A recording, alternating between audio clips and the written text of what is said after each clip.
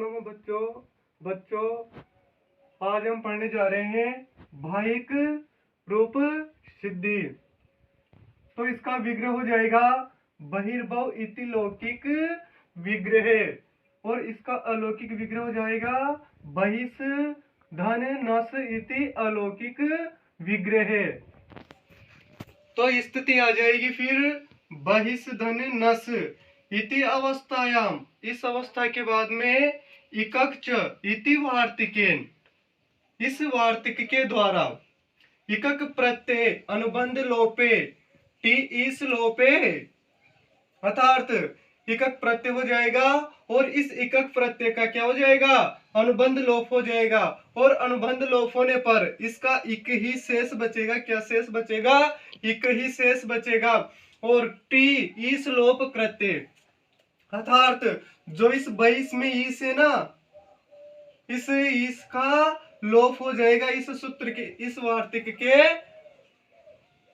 वार्तिक से क्या हो जाएगा, इसका लोप हो जाएगा टी का। तो स्थिति आ जाएगी बह धन नश धन इक इति अवस्थायाम कृतदित समासाश्च इति सूत्रेण प्रातिपदिक संज्ञायाम, अर्थात इस सूत्र के द्वारा, कौन से सूत्र के द्वारा, कृतदित समासाश्च, इस सूत्र के द्वारा इस नस की क्या हो जाएगी, प्रातिपदिक संज्ञा हो जाएगी। कौन सी संज्ञा हो जाएगी? प्रातिपदिक संज्ञा हो जाएगी।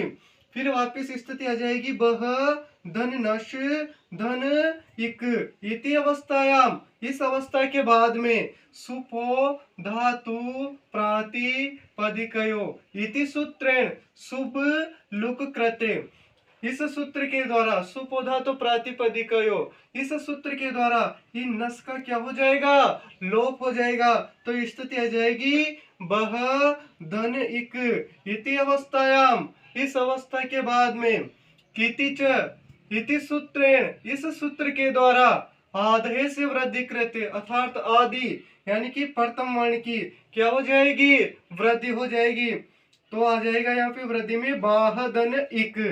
देखो बच्चों क आ रहा है ना, यह कित प्रत्यय है, इस वजह से यहाँ पर कितिच सूत्र के द्वारा क्या हो जाएगी, वृद्धि हो जाएगी। प्रथम व्यंजन की क्या हो जाएगी, वृद्धि हो जाएगी।